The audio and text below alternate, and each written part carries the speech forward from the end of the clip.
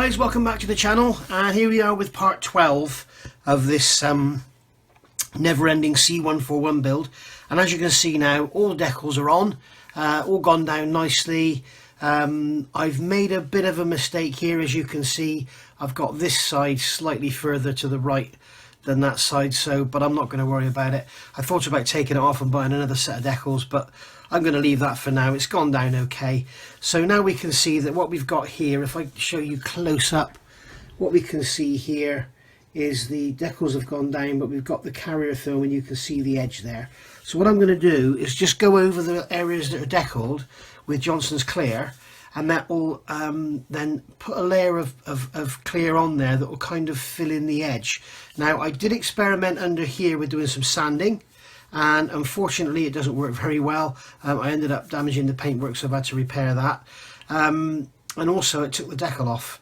I also had to go with some X20A to try and remove the carrier film, but that damaged the paint as well. So basically I'm just going to have to sort of suck it and see and go with it. So I'm going to now put some Future on here. So I'll get some Future out of the bottle off camera, which is really interesting for you guys, I'm sorry. So we'll get some Future in there, put the lid back on, and then what I'll do, I will just literally, we'll start underneath, and I will just lay some over this area here, just to try and get a bit of a depth on the decal. You can see that's gone down there, and it's got an awful finish. It'll pull down. There we go. So what that'll do, that'll pull down and it'll help to seal these decals in. So as I say, all I'm doing first of all is spraying the areas where the decals are.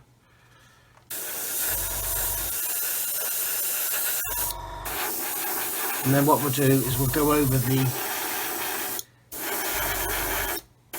whole thing, and that'll be ready then for some washes and weathering and stuff.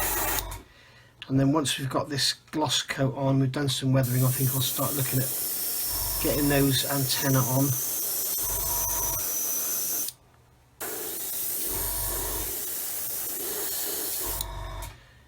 Put this down now.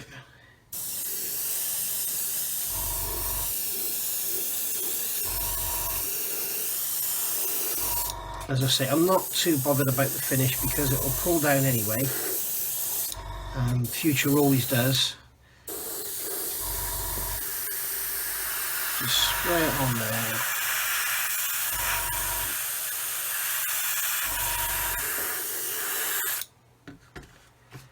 And then on this wingtip here.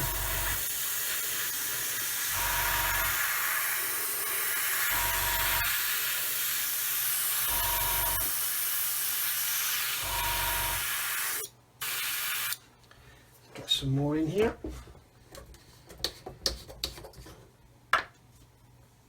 You can actually thin your Future, but I can't remember what it is you thin it with. I think if you use ordinary alcohol, I think it just turns it all gungy.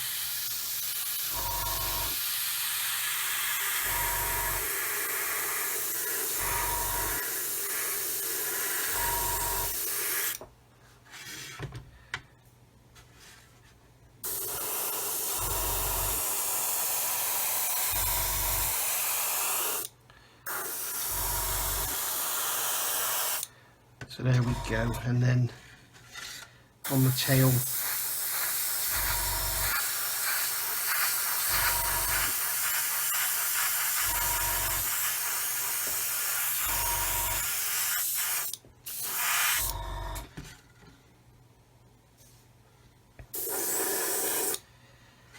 so there we are, that's that done.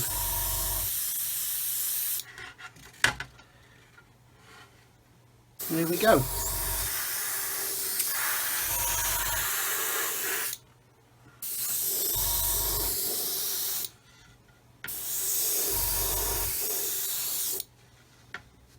And we'll leave that to dry now for a good couple of hours,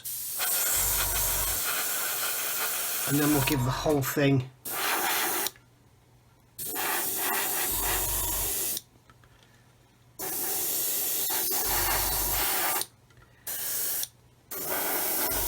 and give the whole thing a coat of clear, ready for the washes and stuff. And as you can see, if you remember, I had an awful finish on there, it was all bubbly and stuff, but you can see it's pulled down, and it will pull down lovely and flat, and you wouldn't even notice it once it's got a matte coat on it anyway. I'm just going to go down that leading edge once more.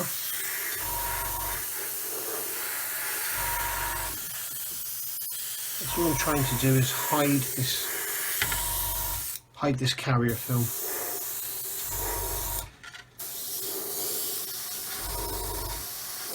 And that's basically what you call, when people say sealing in your decals, that's basically what it is. It also helps to bond them down. Okay, so here she is now. This is, what, 24 hours later. It's had another coat of clear, so as you can see, it's nice and shiny. I'm not going to do any more rubbing down or anything. I may just polish this area here because it's a little bit dry. Let's just get a sanding sponge here, 2,500 grit. And this is one of the Infini sanders, which are absolutely wonderful. I'm just going to very lightly sand that area just to remove that little bit of graininess that's there. It's where it's overspray has got in there, or where you get into the corners, as I explained before, where you get you can see like a shadow. You'll get like the paint is swirling around in the air and sort of sticks to the surface, and it's dry before it's gone down, sort of thing. So you get this sort of dusty effect. So that's all done now. Now, something I have to admit, I've actually made an error. One of the things you should do after your decals and all your solutions and everything, once they're all gone off, you should go over it with a damp cloth just to make sure you've removed any water droplets or stains or anything. And as you can see, there's areas here, there's one back here, and there's a couple on the wing here. I don't know if I can get the camera to focus in on that.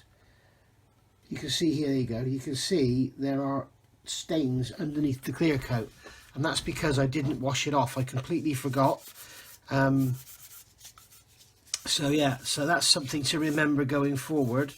And I'm just basically just going over here now, removing any specks of dust or anything that's there, because the next thing I'm going to do now is give it a flat coat. Now, I've said all along about washes and stuff and a gloss coat, and the thing is, if you use a flat coat, your washes and stuff will stick to the flat coat and won't come off very easily. Now, two issues here. One is this is pretty glossy, as you can see, and because it's 1/44 scale, the panel lines are very, very faint. So if I try and put a wash on here now and then leave it to dry and then remove it, I'll probably just remove all the wash from the panel lines as well. So what I'm going to do is give it a flat coat to give the wash a bit more of a chance to bite. Now I'm going to start off with a flory clay wash. So if you haven't seen that before, stay tuned. But you probably have. I think pretty much everyone has seen that these days. And what it is, it's just basically a clay wash. You can brush it all over and let it dry and then rub it off. And it's very easy to use, and it's not you know, it's not a chemical or anything, so it's not going to eat into anything. And then once that's on, we can give it another quick clear coat just to seal it in, and then we can start looking at some oils and some fading and stuff. So I'm going to give this now a quick flat coat, and what I'm going to use, probably use the Real Colours High Compatibility Thinner, and I am going to use XF86 Flat Clear, which is the Tamiya Flat Clear. And what I'll probably do is, if I can, I'll probably do a pre-mix, so that I've got a bottle there. And what we do is just, on here we go air, and now I know that that bottle of paint is pre-mixed for the airbrush. So just pour it in, and don't worry about trying to thin it anymore. One of the problems, if you don't mark your bottle, if you actually make it up for the airbrush and then a few weeks down the line you've forgotten, you'll put thinners in your airbrush or in your mixing cup or whatever, pour some paint, and think, oh god, and all of a sudden, when you wanted a 50-50 mix, you've got a 25-75 mix. So there we go. So I'm going to give that a quick spray over now, and then I'm going to leave that for I don't know, 24 hours again to let that dry. As you can see with this model, a lot of it is patience. It's just leaving it alone. You know, perhaps have a couple of builds on the go, and then you can go back to one rather than you know, be sat doing nothing. So just going to quickly go around this, make sure it's all good, and then give it a flat coat. Right, as we can see now, here we are, it's the next day. This has had a good sort of 18-24 hours to go off, and as we can see, we've got a little bit of a sheen, but it is the XF86 matte varnish, and as I said, it never really dries very matte. So what I'm going to use on here is a Flory dark dirt wash. You can see this is a very old bottle, new February 2011. So it's actually Pro Modeler, which is Flory's original name, and he ended up in some legal arguments with the Monogram brand of Pro Modeler, and changed his name to Flory Models. So basically, I'm not sure if this is bottling. I've got two of these. One bottle I think is a bit dodgy. You'll see straight away if it's dodgy. Basically, it starts to separate on the surface. The reason for that, if you use a contaminated brush and dip it in the product, then you will contaminate the wash. So it's a good idea to decant it into a little pot or something and use it, just in case you do, you know, contaminate it. Myself, I've got a brush and you can see it's got Flory wash written on it. I don't use it for anything else. So basically, I'm good to go with this one. So what I'm going to do is brush this on. Here we go. We can lather it on all over. And if you remember on Phil Flory's website, you've seen him do this a million times. And the reason I'm using the dark dirt is because it's like a grey browny colour. If you just use black, I have got the black, but if you just use black, it's a little harsh. And what we're trying to get here is just an effect, just to sort of, I don't know, highlight the panel lines, and not, we don't really want to make them glaringly obvious. We just want to just add some detail to the surface. So what I'm going to do here is just brush this on, spread it all about. It doesn't need to be, you know, there's no careful care needed, or doesn't need to be any sort of accuracy. I'm just going to make sure it's gone into all the areas where we need it, where there are panel lines. And to be honest, I'm not sure how this is going to work, because being 1/44 scale and the amount of sanding and painting and priming and clear coats and everything we've done, I'm not exactly sure how good this is going to work. I may need to go for an oil, but I thought I've never used this in one of my videos from memory, so I thought I'll do this for you guys today.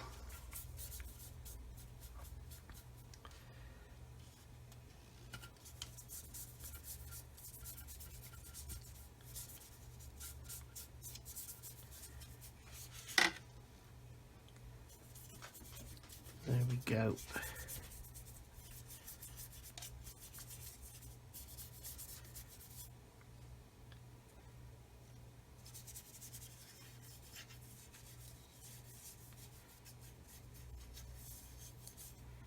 And as I say, if it starts to separate on the surface, if you are a member on the Flory site, if you go back to some of his older videos, he does tell you on there how to rejuvenate. I think you put it in the microwave or something. But yeah, all is not lost. When it's gone, it's you can rejuvenate it. If you are in the UK and you go to Telford this year, pop over and say hello to Phil. He's got these washes, he's got his pigments, and as always, tell him I sent you. And there are other washes and pigments out there and stuff, but what I do know, with the Phil Flory pigments, you do get quite a large tub. If you compare it to like your MIGs and your AKs, you do get a lot more of the pigment in the tub, and it's a large flat tub as well, which is comes in handy for use afterwards for storing parts in and stuff. So I'm going to make sure I get it down into these areas here. I'll probably put an oil wash in those recesses there anyway. I'm assuming they're chaff dispensers.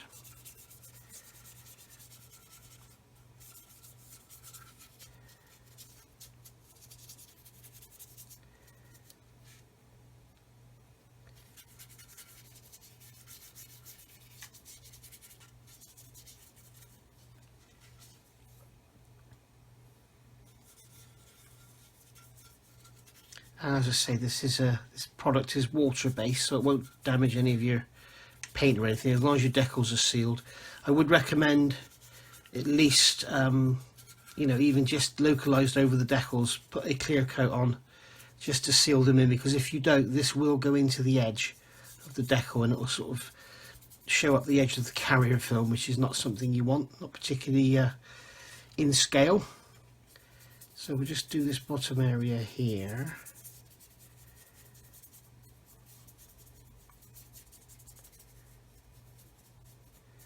Like so. You can see it's drying already on here. It dries extremely fast. So we just brush some on here.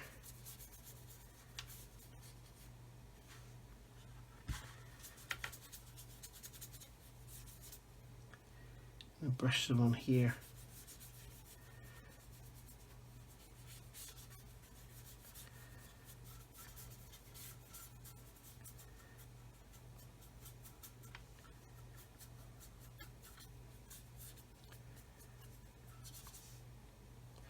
And there we go.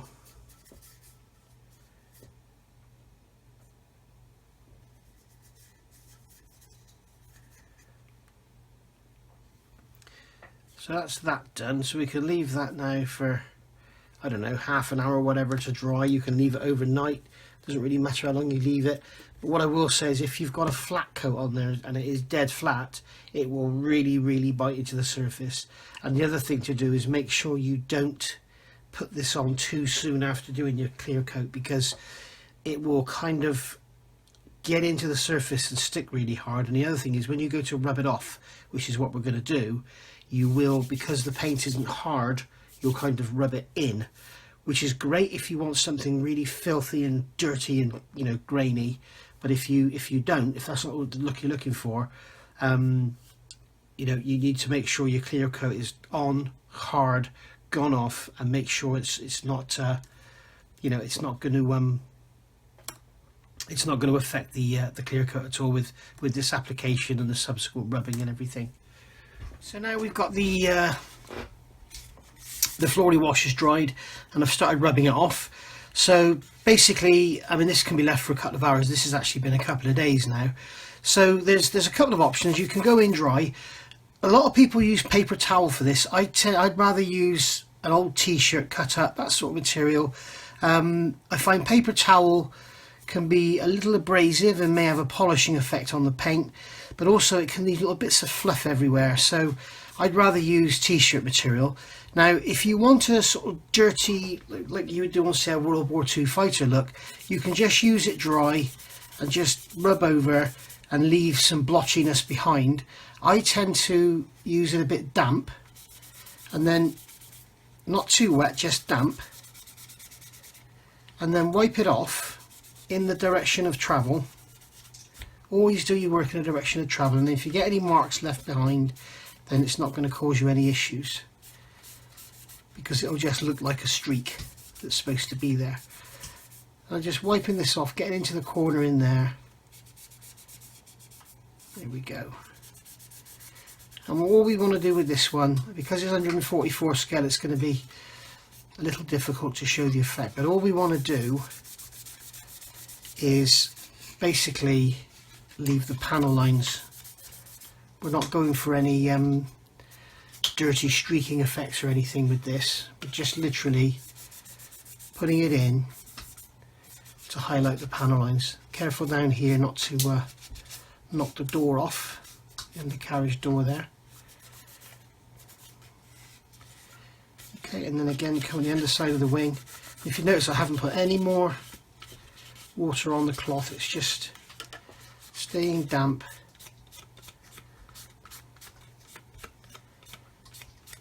And there we go, simple as that. Just wipe it off.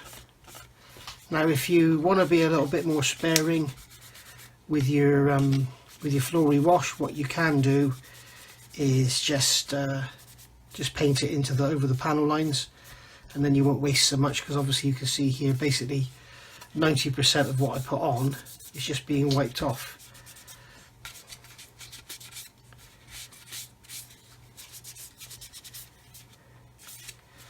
Okay, so there we go. So I'll go on and finish this off, and I'll see you in a minute.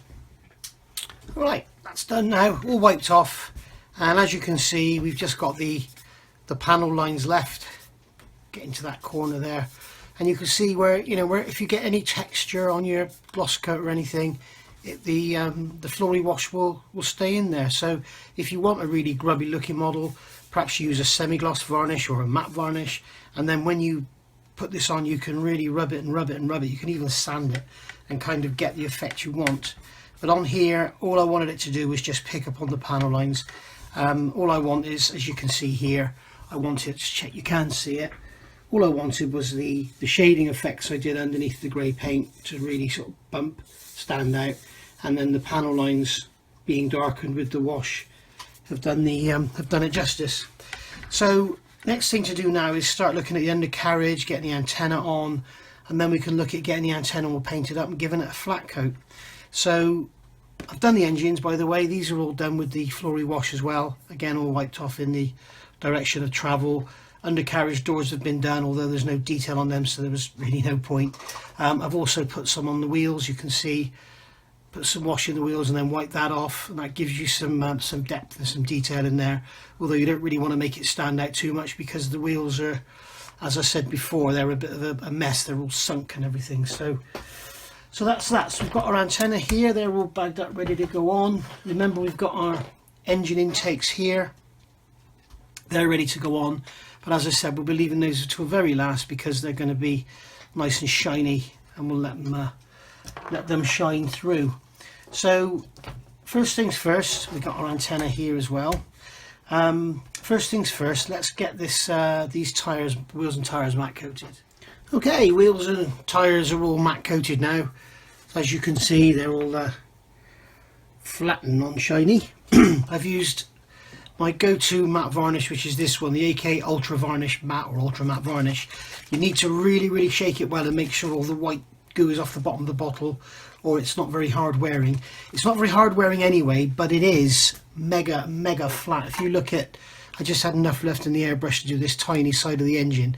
If you look at that, that is sort of, you know, it's a quick spray over with gloss, but then look at the matte, it's absolutely dead matte. It's totally lustreless, it's just dead, which is the kind of look I want for this aircraft. I want this to look like, you know, it's bleached and sun bleached and just dead. There's no life left in it at all in the paint.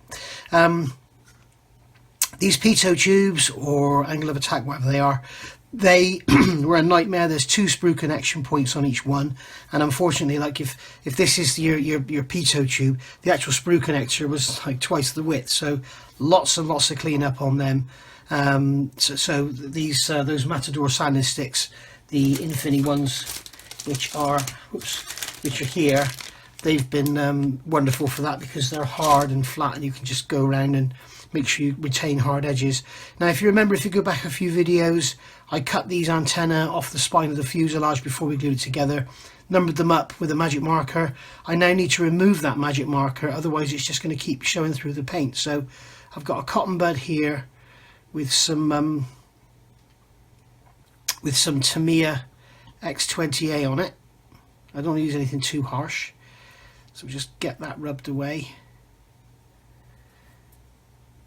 We don't want those numbers coming through. Whatever you put on there, they'll just keep coming through. And I've also just had this idea, I've never done this before, it's something I've literally just thought of. Old sanding stick, stick these in the foam on the side and it makes a perfect holder for them. So even your dead old sanding sticks have still got use. So there we go. So yeah, I mean, if you stick your parts onto cocktail sticks, and then you know, you're looking for something to hold them, you could stick them in the side of a sander like that, and there you go, there's your holder. You could have 4 or 5 in there, hold it, spray them, job done. So something I've literally just thought of. If somebody else has already done it, I'm not copying them, I just thought of it. Obviously I wasn't the first. So push them in a bit further just to hold them. So we'll give them a coat of grey paint now, and we'll get them stuck on. Right, so looking at the Caracal decal sheet, which I don't have right next to me at the moment, there's a black band around here which looks like it's about 1.5 millimeters wide, and the little antenna that goes here which is the 5th one along, is also black. So I've got some black paint in the airbrush. First of all, I need to get that masked off. So what I'm going to do is, using my brand new Infini cutting mat, thank you to Ed from Premium Hobbies, and if you haven't seen it yet, I've done a review of this. I'm able to cut a piece of masking tape 1.6 millimeters wide, and then I can put this in position where I want it on the model, like so. It wants to grip the tweezers and not the model, which is just bloody typical because the camera's on. Okay, so I can have that like that. Now this is where my actual black band is going to be, so I can rub that around or pull that around to where I want it, and this will just give me a guide for the masking. In fact, there's actually a couple of scribe lines there, so I don't need to do this at all. I can just use tape to mask off up to the scribe lines, like so. In fact, I'll use the end of the tape there, and then I can come over the top like so.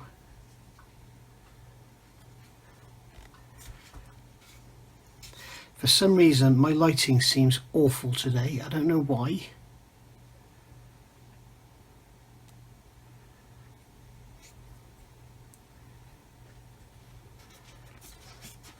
Okay, so that's gone over there.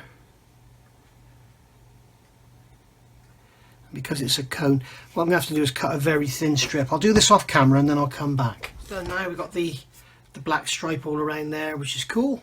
And now try and improve this lighting somewhat because it's awful. There we go.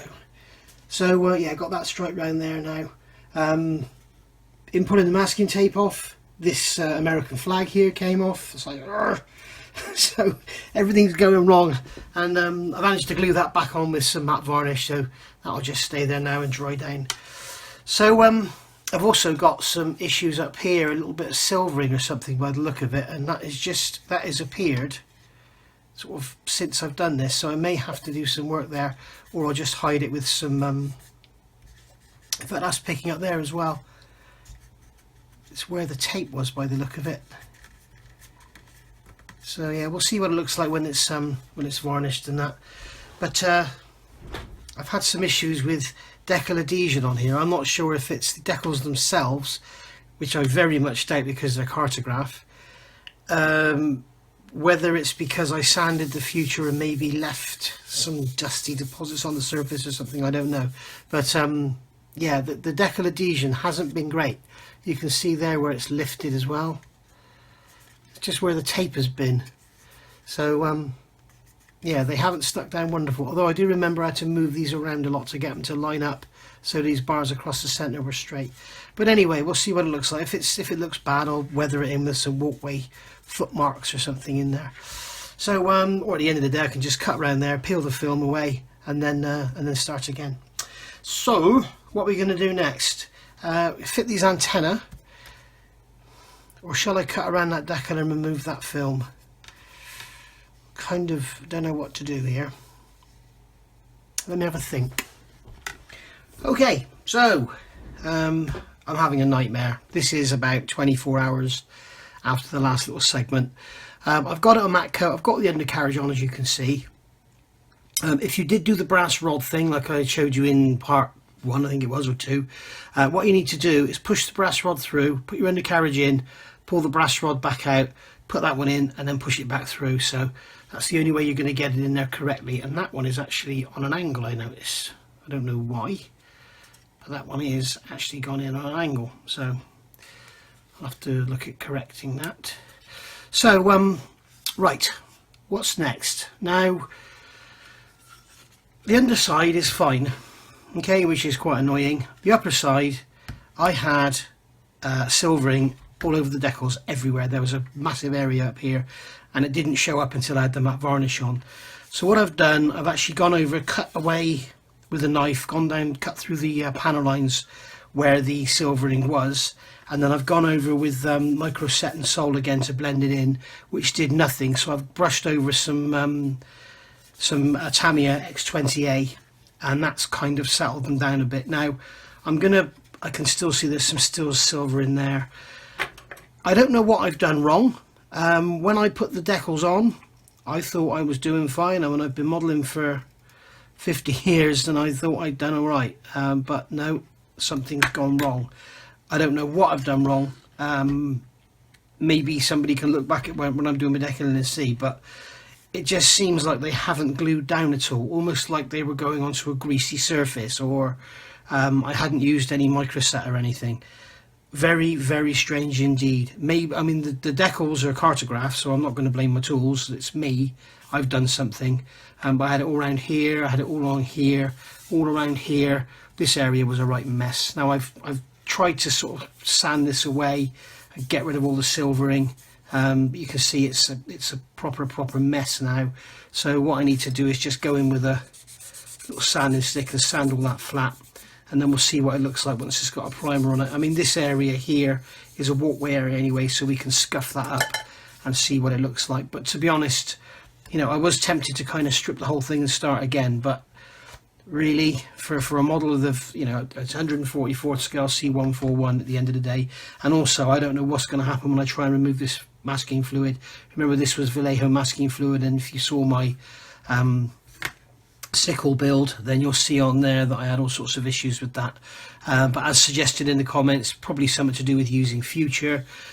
Future is a floor polish, it's not meant for models, and I agree 100%. I just used it on that because it was you know, because it wasn't a very sort of precious project, if you like. But I would generally use aqua gloss for my clear coating, which is really what I should have done on this as well in hindsight. But there we go. So there we go, sanding that away, getting rid of all that unevenness, and making sure I don't go through the paint. So we'll see what it looks like once it's had another matte coat. So I'll give it another matte coat and we'll see where it goes from then. Finally got rid of all the, well, most of the silvering. As I explained in my video on the November chat updates, which I did about half an hour ago, I ended up basically covering it in Real Colours High Compatibility Thinner, just to try and get them to go down, and in the end it worked, and I gave it another matte coat afterwards. On the tailplane there you can see I actually repainted that in grey, so that's all looking better. On the whole, I'm not very happy with it. It should be a lot better, and I'm not going to complain about anybody's products. I'm not going to complain about anything at all. They're cartograph decals, they're from Caracal, they're brilliant. I've done something wrong and I don't quite know what. But it's like these, you can see, if you catch it in certain lights, there's silvering on these walkway lines. You know, I could rip them off and do them with paint, whatever. You know, I've been a long time on this now. This was supposed to be like a 3 or 4 part build. You know, bang, bang, thank you, ma'am, job done. But hasn't gone that way. So what we're going to do now, look at fitting the gear doors. Now, one of these gear doors, the actual leg that comes out of the side here broke off. You can see it there, so I've got to I'm going to have to repair that one. So we'll get that off the blue tack. It looks like the tape's going to come away with it. There we are, that's good. So same there. That tape is a bit, nope, that tape's coming off, so the blue tack is doing, the white tack should I say, is doing the unmasking for me as well. Maybe that makes things quicker. So that can go out of the way. Now we've got something on there, I'm not quite sure what that is. So I'm going to get a cotton bud. And I'm just going to, yeah, it's just some dust that's got underneath the tape. I thought that might have been paint then. So these lights need to be painted. I'll do them afterwards when they've gone on. So really, as you all know, I'm not a great fan of super glue. I don't like using it, but for little bits like this, I like to use it. The reason I don't like to use it is because it's very brittle once dry. And problem is, if you use super glue, like if I use super glue on this wing and I picked it up and knocked it, you know, I'm not going to get a crack. because it just breaks away. It's very brittle, particularly after it's been on there a while. So I don't like to use super glue for general assembly. However, when it comes to bits like this, like gear doors, antennas, stuff like that, it's good to use, because if they do get knocked, rather than break anything, they do just snap off, which is always a good thing. So basically we've got to put these gear doors on now. Now this one is going to be on this side, and this is the one with the missing legs. So what we'll do is we'll put the one on with the both legs intact first, and I'm just going to clean that dust off of that one. Okay, so that's going to go in there like so. It's a very tight fit. In fact, it's going to need some work, I think, to get it to fit, which is a shame. I should have dry fitted them before I painted them, actually, so there's another mistake I made. So basically they should just push over now. They're going to need cleaning out, so I'll get these cleaned out and then I'll come back. Okay, so I've got that door to just go on there now and sort of stay in place on its own. So I've got my little glue looper now, and I've got some thin CA on the on a Pringles lid, which is what I use for my CA glue. I'm just going to put a drop on there, drop on there, let it just soak into that joint, and then come along with a cotton bud before it dries, and just to narrow the end of that, so squeeze the end of it down, and then I'll just touch it on the glue and it takes away the excess, and that's that done. So I'm looking at the alignment of the door, and I've got it so both the lights are exposed there.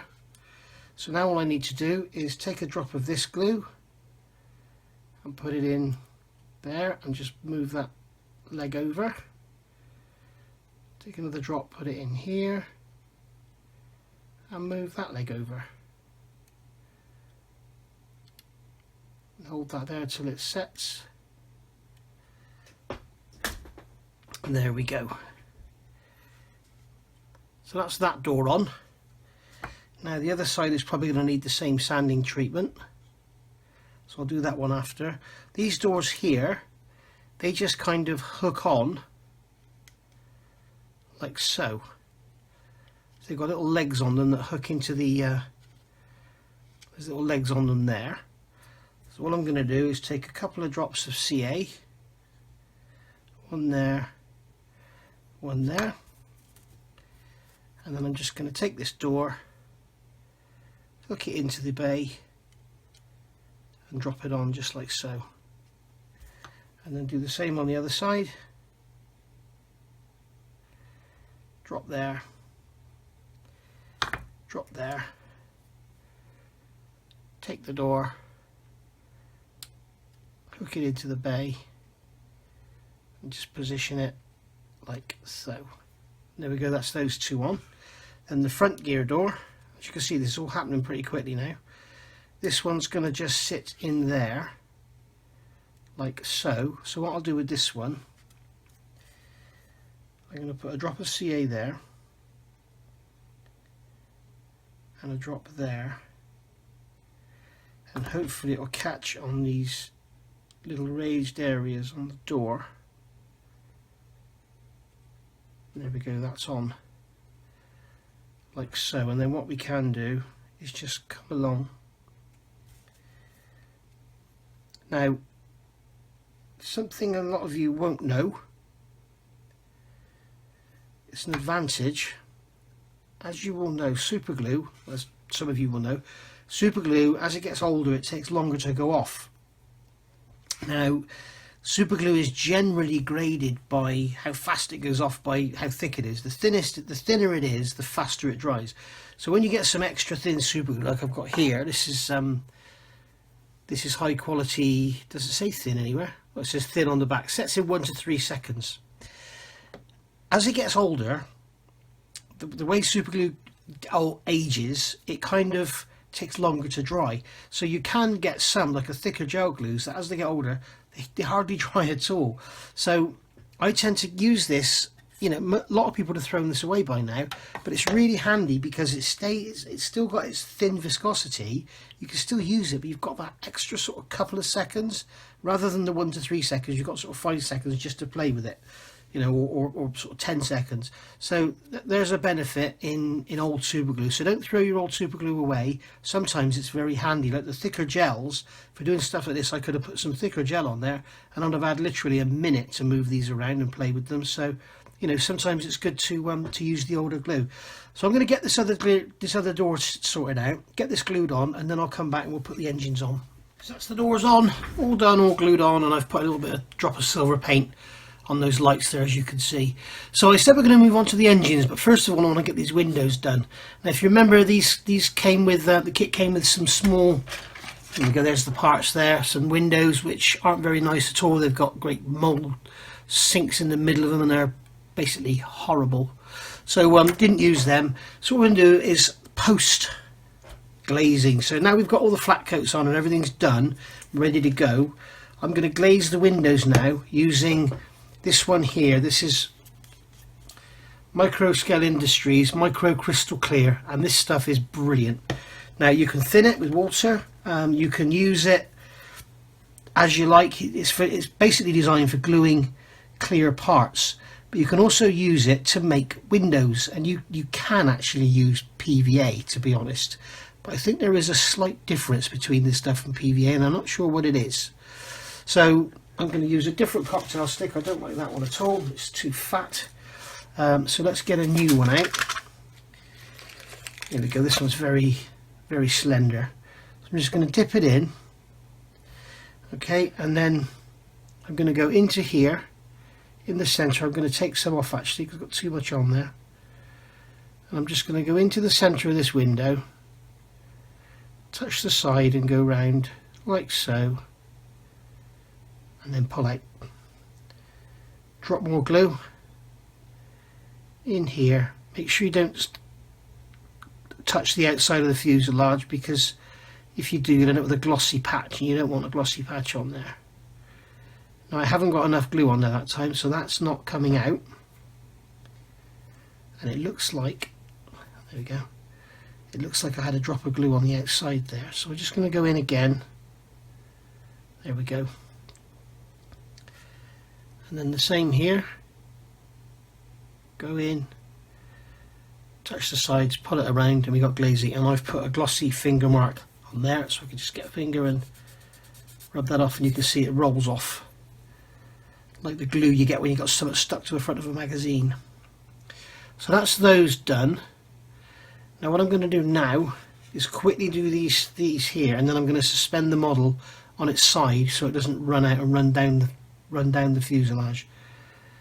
So go in there, touch the sides like so. I'm sure most of you have seen this before, but there's probably a couple that haven't, and it's the tried and tested way of making windows. Doing this for years, but I must be honest, this is the first time I've ever had the proper stuff, Micro Crystal Clear. I've always used PVA in the past. There we go. So that's that done. Now what I am going to do, that second window I did, I think there's too much in there. I'm going to try and remove some, so let's just see how that works. So I'm going to go in and then pull some out. There we go.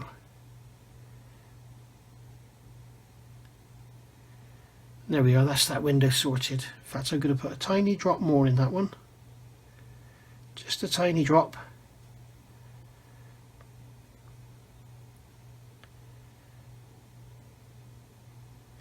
And if you live in a particularly hot climate, this starts to go off literally straight away, so you need to be quick. Now it's winter here in the UK, so it's only about 19-20 degrees centigrade in the house, so it won't go off too quick. So what I want to do now is support this on its side. What I don't want it to do is sag and run down. I want it to be flat.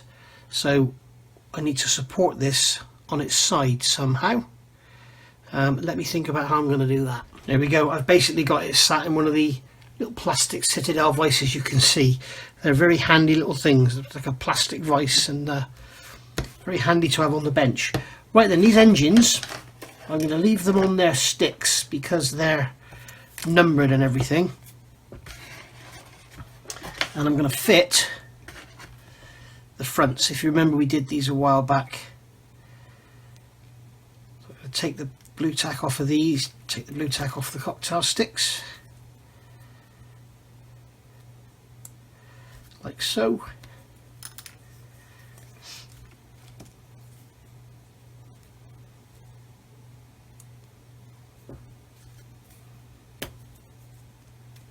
And I was hoping to get this all done tonight, all done and dusted. Tonight being Wednesday the 6th of November, but I think it's going to go into tomorrow now. Actually, no, I can't do this because they're numbered on their sticks, and I can't put the fronts on with the engines on the sticks, so I'll have to put the fronts on after we fitted the engines. Okay, here we are, hour later, and it's all dry, and you can see that glazing looks lovely. Much better than the clear plastic parts, and as you can see there on the other side, I'll try and catch it in the light. There you go. So, right then, what next? Let's get these engines on. Now, as I said, I was going to fit the fronts on first. In fact, before we do the engines, let's do these antennae, all these tiny little bits and pieces here. So we've got them 1, 2, 3, 4, 5, and then we've got the 4 little are they pitos or are they angle of attack, whatever, and then we've got the needle, as I showed you before, to go in the back there. So number 1 is the first one. So I'm going to get some more. I got a feeling this super glue in here has been here for a while now. Oh no, it's still fine. So what we're going to do is just with a tiny drop of super glue, just the tiniest drop, I'm going to use tweezers, because you don't need much, and what you don't want is the super glue to be oozing out everywhere. So I'm just going to put the tiniest little drop of super glue on the end of here, and then as I push it in, it will kind of slide up the shaft and go into the hole. You've got to be quick because it will stick. Just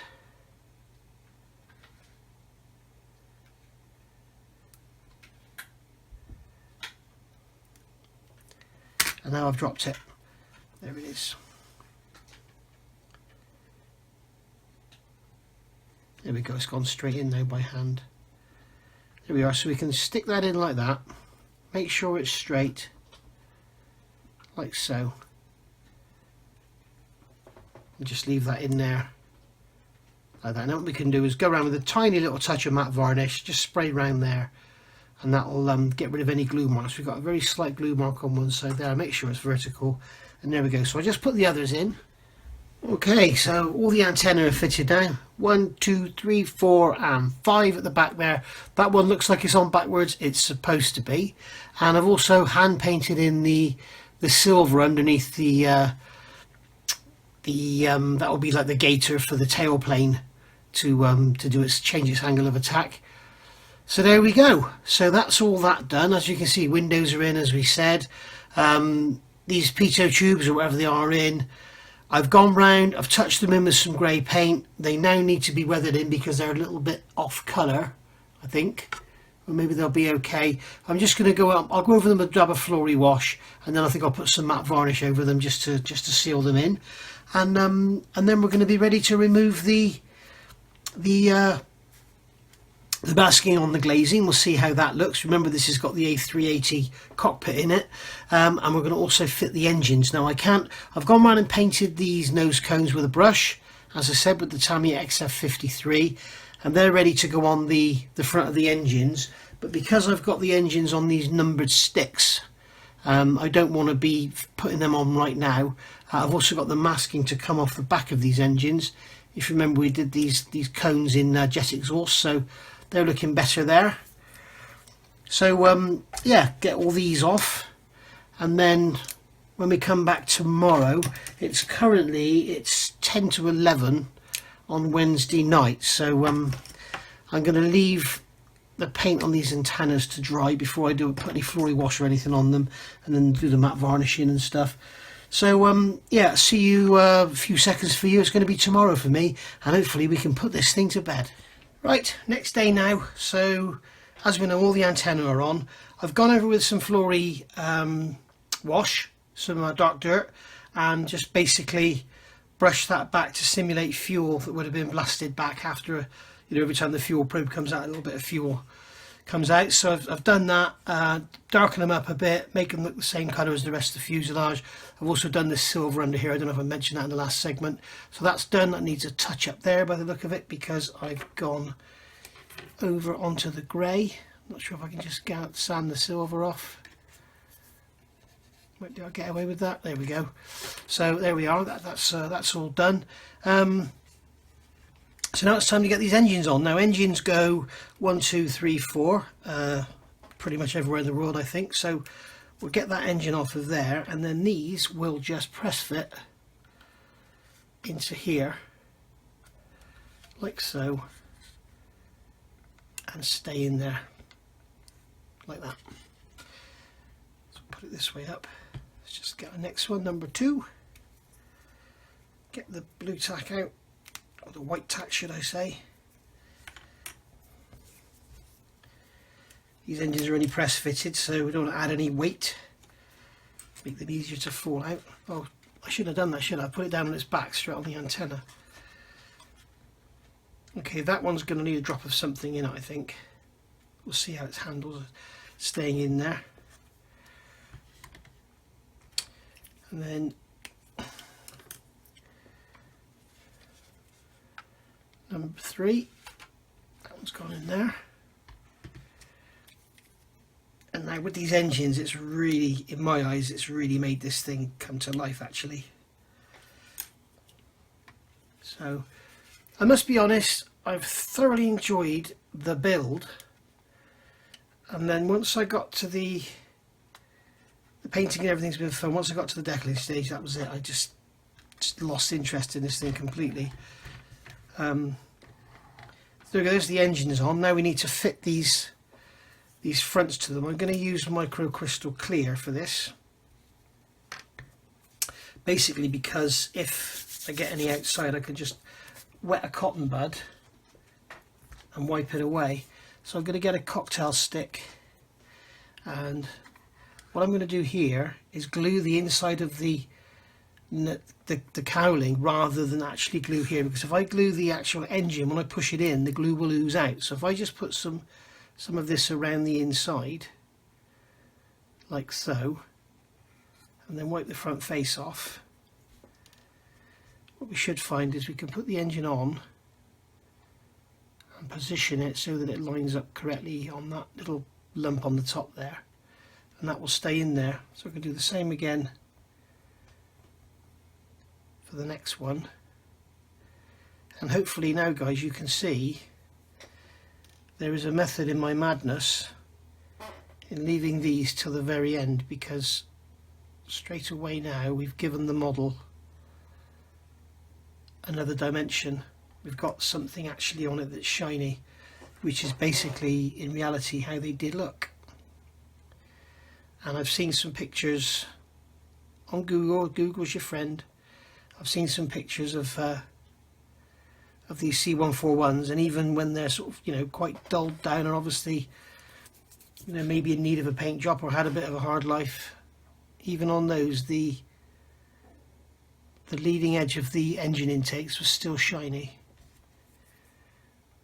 which is why I went to so much trouble to get these shiny in the first place.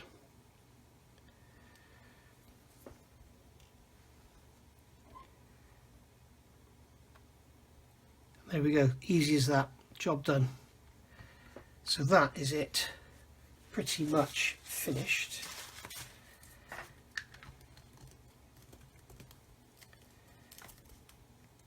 Now that number 2 engine, I'm not sure if it's, yeah, it's fine, it's going to stay there. If it falls off, we just put some white glue in the bottom, push it in, job done. Now, the final part of this build is going to be to remove this masking. Now this masking fluid here is fine. It hasn't done the same as it did on that topol, so we can only assume that if you saw my topol build and you saw that the Vallejo masking fluid was destroyed the windows, I can only assume that it was because of the plastic.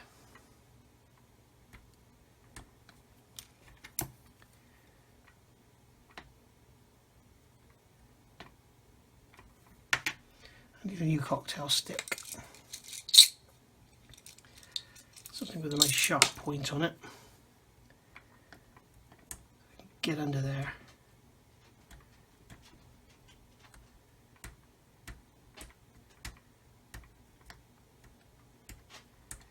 That feels like it's pretty much welded itself on, but it could be the tape.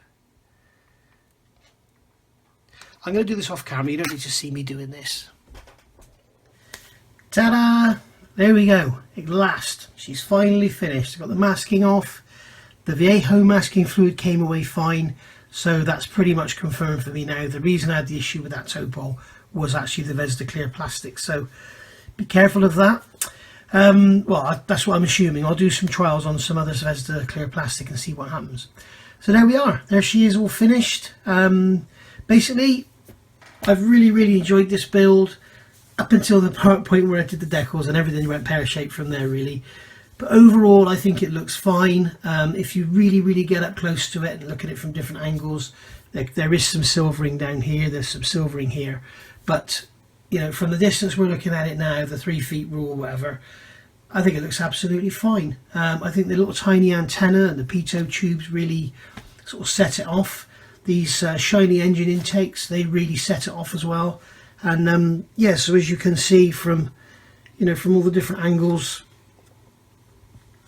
she really is a good looking plane. And if you are building this kit, I wouldn't really worry too much about the cockpit. The kit, if you haven't watched from the beginning, it comes with just a wedge in there, just a flat piece of plastic, and then you've got the canopy going over the top. We can see in the side, if I bring it up to the camera, you can see in there's a seat, and you can see there's something of an instrument panel there, but you can't really see much in there at all. The glazing's not that clear, and it is quite thick.